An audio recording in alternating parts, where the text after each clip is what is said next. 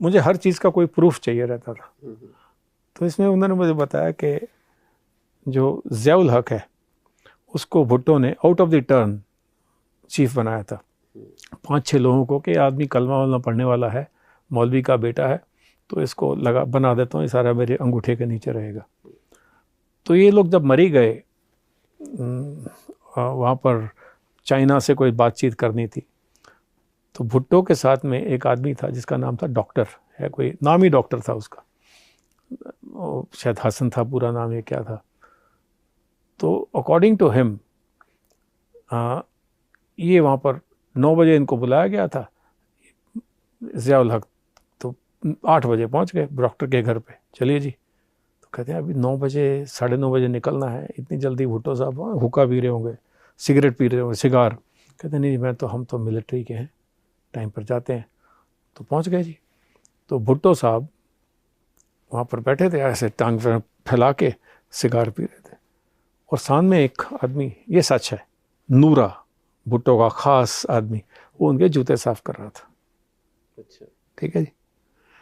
तो ये महाशय क्या करते हैं, ज़ियाउल हक सल्यूट मारते हैं भुट्टो को और जाते हैं नूरा के पास, जूता उठाते हैं और खुद पॉलिश करते हैं।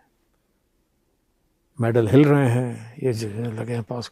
तो भुट्टो ने उनको माँ बहन की गालियाँ निकाली थी, तुम आर्मी जनरल हो, ये काम क्यों कर रहे हो। कहते नहीं सर, आर्मी में फ़ौज में जूते पॉलिश होना बड़ा ज़रूरी है, मैं इसको सिखा रहा हूँ कि कैसे करते हैं।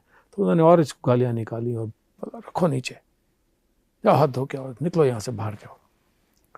तो रास्ते में जाते हुए डॉक्टर ने गाड़ी में भुट्टो को बोला था कि ये आदमी तुम्हारा नहीं हो सकता, ये तुम्हारे लिए मौत का कारण बनेगा। 1 साल बाद भुट्टो को उसने फांसी पे चढ़ा दिया था। क्या बात। तो मुझे इस पर विश्वास नहीं हुआ, मैंने कहा प्रूफ चाहिए।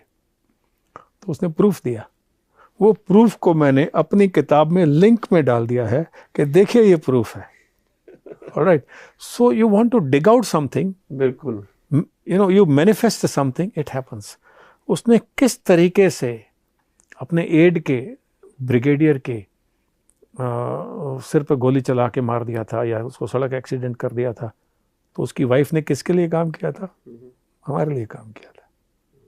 ओके, वो कैसे मर गया अचानक भुट्टो, उसका एयरक्राफ्ट कैसे गिरा, ये स्टोरी किसी को नहीं पता, ना ही मुझे पता है।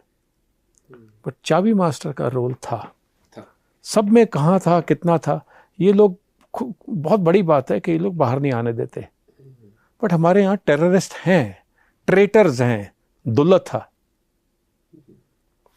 रॉ का चीफ, जिसने रॉ के चीफ ने पाकिस्तान के आईएसआई के चीफ के साथ मिलकर किताब बनाई, जो मार्च में, राहुल गांधी के मार्च में उसके हाथ में हाथ पकड़ के चल रहा था। ये सारे प्रूफ्स एन.के. सूद ने अपनी किताब में, जो रॉ का सीनियर ऑफिसर था, लिखे हैं। आपने हामिद अंसारी का भी जिक्र किया था, फॉर्मर वाइस प्रेसिडेंट की, उनकी वजह से भारत के कई एजेंट्स मारे गए थे क्या? तो जब ईरान में एम्बेसडर थे, तो अकॉर्डिंग टू रॉ बुक्स, एन.के. सूद की बुक में, उसने वो उनकी लोकेशंस को, उनके आइडेंटिटी को ईरान को रिवील किया था। क्यों? Because they are jihadis in the end of the day ना।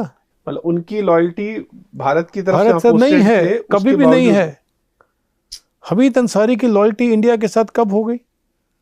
जब उसको प्रेसिडेंट नहीं बनाया गया, तो उस बोलता है कि मेरा तो यहाँ पर रहना ही खतरा नहीं, यहाँ तो भारत में मेरा कोई सेफ्टी नहीं है। जिस आदमी को भारत ने वाइस प्रेसिडेंट बनाया था, तो कांग्रेस ने तो उसको सिर पे चढ़ा के रखा था। That is why I use the word Congress. क्या कांग्रेस को नहीं पता था हमीद अंसारी का?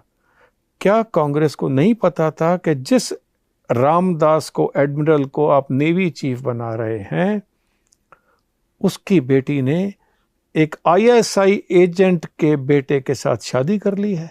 नेवल चीफ की बेटी, एडमिरल रामदास की बेटी कविता रामदास ने।